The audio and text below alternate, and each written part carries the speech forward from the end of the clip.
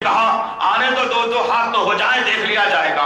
ابو جہل بھڑک اٹھا، تمام کے تمام خبروں میں تمام کی طرف سرزمین پر اعلان کروایا اور کہا کہ اے لوگوں جمع ہو جاؤ ایک ایسے کام کے لیے، اگر آج یہ کام انجام ہو گیا تو پھر یاد رکھنا عرب کی سرزمین پر ابو جہل کی حکمرانی چلے گی، پھر حبل کو کوئی برا نہیں کہے گا، لات اور منات کی عزتیں بچے گی، یغوث اور نصر کی خاندانی منصوبہ بندی پر عمل کیا جائے گا کہ محمد کا دین آج ختم کر کے رہوں گا۔ آواز کو جملوں کو کستا ہوا تمام معاشرے سے گشت لگاتا ہوا سمیہ رضی اللہ تعالیٰ کا گھر کا رخ کرتا ہے، گھر کے سامنے جا کر کے رکا، تمام کے تمام احباب کو جمع کر لیا، پورے کا پورا مندہ جمع ہے، ہر آدمی جو شوقیہ تھا تماشا دیکھنے کا، ہر آدمی جمع ہوا ہے۔ ایک ہی خاندان کے 3 لوگ قسمہ پرسی کی حالت میں گھر میں بڑے ہوئے ہیں، گھر کا کواڑ بند ہے۔ ابو جہل آ کر کے آواز دی، اے عمار، اے یاسر، اے سمیہ، خیر چاہتے ہو تو باہر آنا۔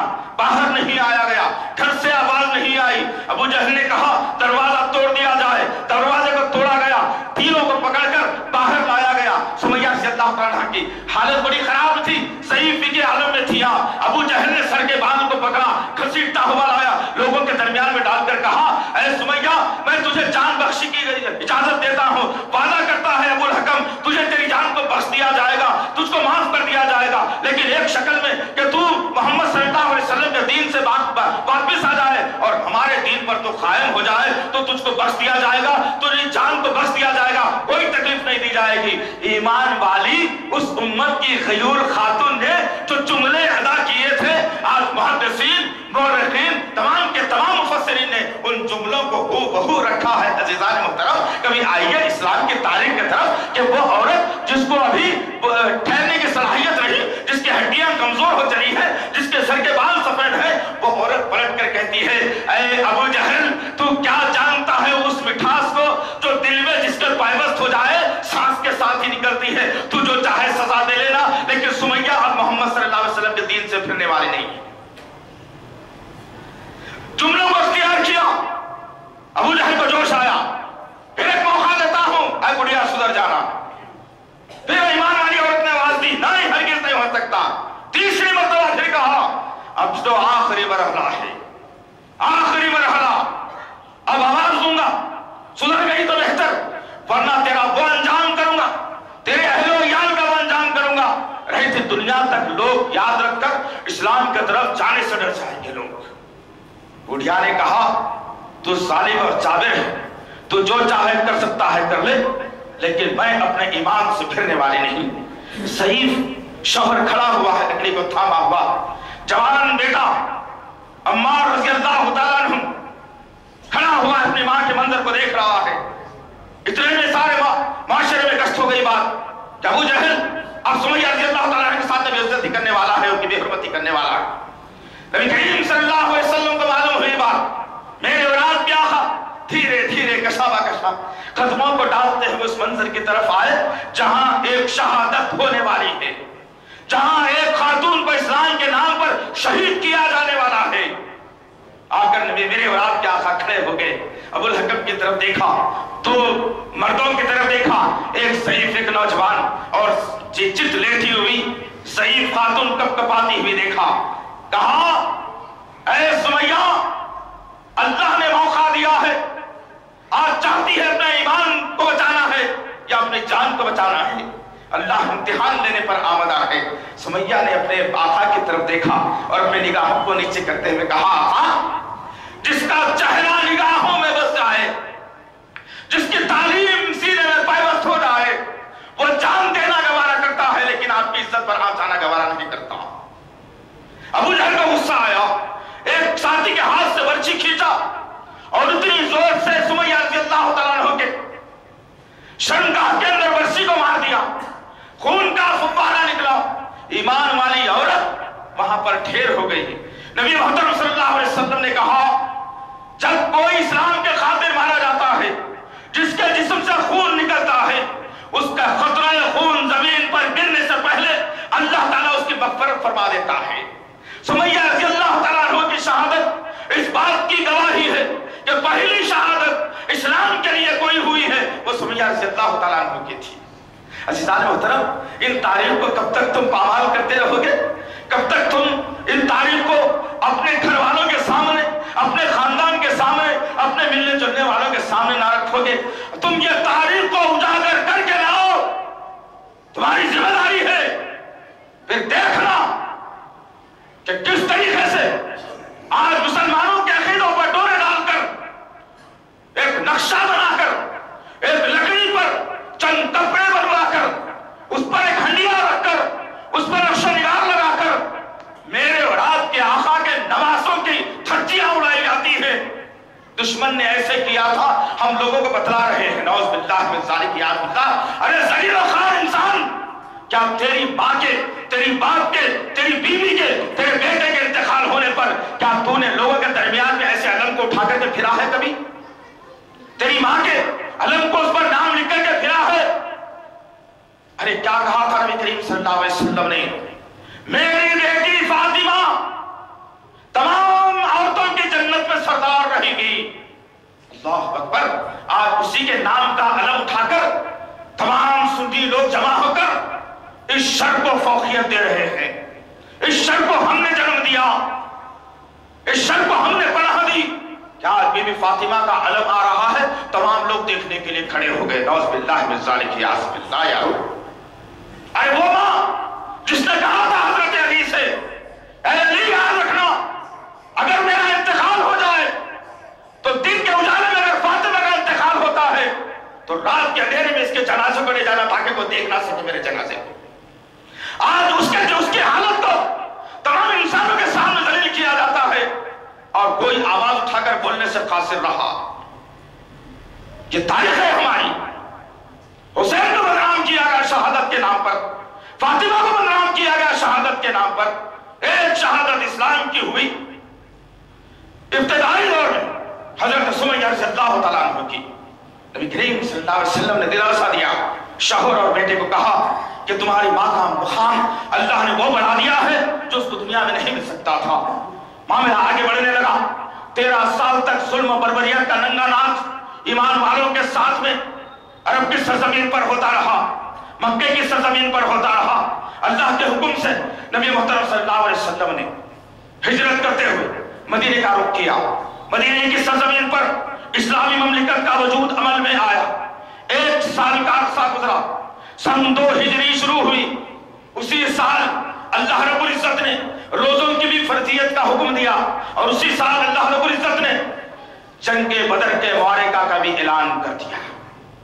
اب جنگ ہو رہی ہے، پہلی جنگ اسلام کی۔ میں مختصر تاریخ رکھوں تاکہ آخر میں آؤں بتاؤں تو صحیح ان کا کچا چٹھا کیا ہے جو آج ہم جیسے مسلمانوں کو ظلم و بربریت کا شکار بناتے ہوئے اور ہمارا نام لے کر کے آج نبی کے گھرانے کو بدنام کیا جا رہا ہے، اور مسلمان مزے سے شربت پی پی کر کہہ رہا ہے کہ یہی وہ طریقہ ہے، یہی وہ طریقہ ہے، یہی وہ طریقہ ہے۔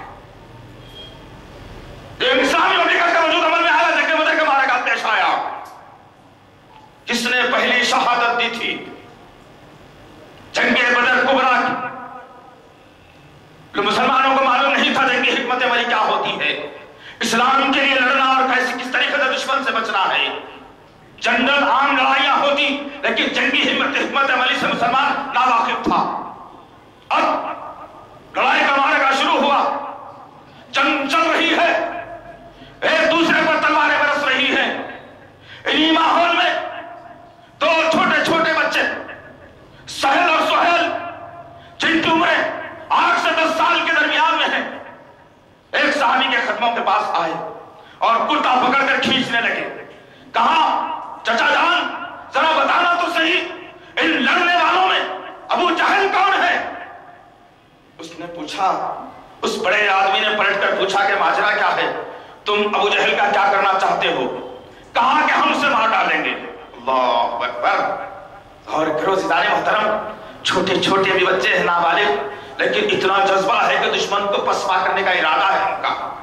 آج برسوں سے تمہارے درمیان میں دشمن پڑ رہا ہے، تم اس کے ساتھ تجارت بھی کرتے ہو، رشتہ داری بھی کرتے ہو، اس کے گھر کھانا بھی کھاتے ہو، اس کی دعوت میں شریک بھی ہوتے ہو۔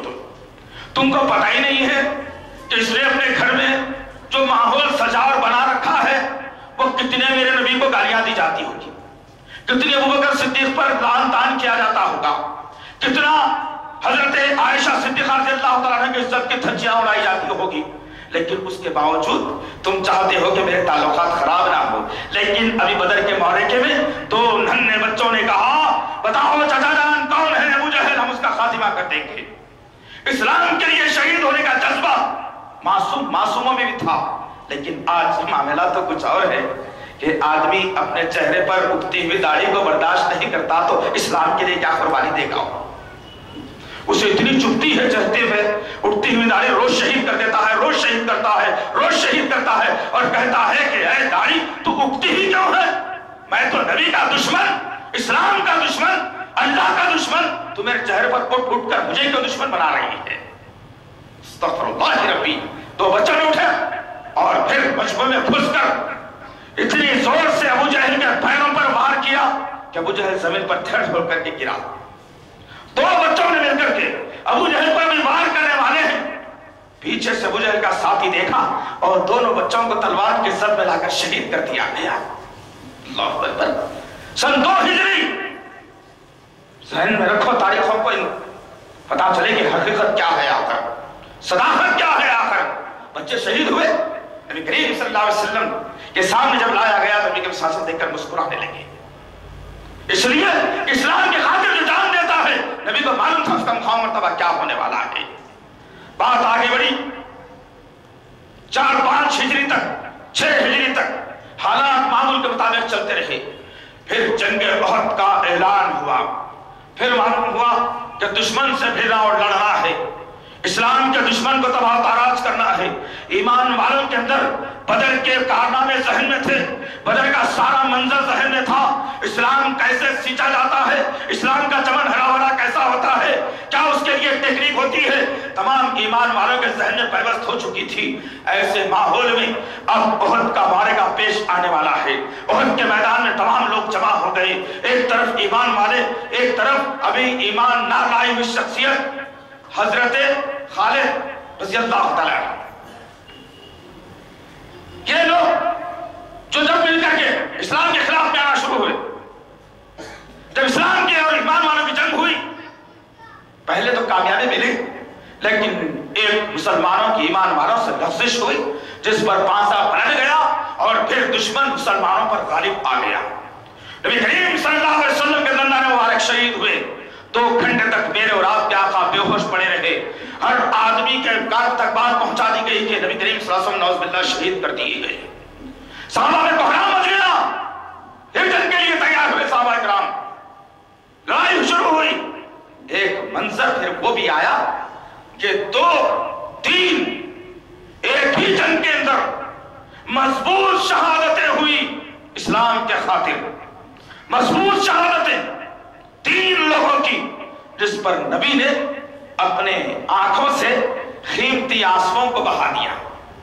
پہلی شہادت حضرت حمزہ رضی اللہ تعالیٰ عنہ کی ہوئی. حمزہ رضی اللہ تعالیٰ عنہ خاص نبی کریم صلی اللہ علیہ وسلم کے چچا، بالکل عمر میں بھی بالکل آس پاس کا تعلق دونوں کا. کم عمر یہ اور کم عمر وہ، دونوں کی عمر برابر برابر چل رہی.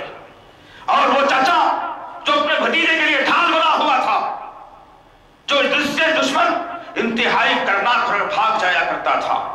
نبی کریم صلی اللہ علیہ وسلم نے جنگ کے بعد دیکھا منظر کو، قریب آئے اور دیکھ کر کے آنکھوں سے آنسو جاری ہونے لگے. آواز کو سینے میں روک لیا. صحابہ نے پوچھا یا رسول اللہ کیوں آپ رو رہے ہیں؟ کہا کہ تم کیا جانتے ہو میرے اس چچا کے بارے میں؟ یہ میری ڈھال تھی، یہ میری طاقت تھی، یہ میری علم تھا. یہ جب چلا گیا تو تمہارا محمد کمزور نظر آ رہا ہے. حضرت حمزہ رضی اللہ تعالیٰ لاش پڑی ہوئی ہے، سینہ چاک کیا ہوا ہے.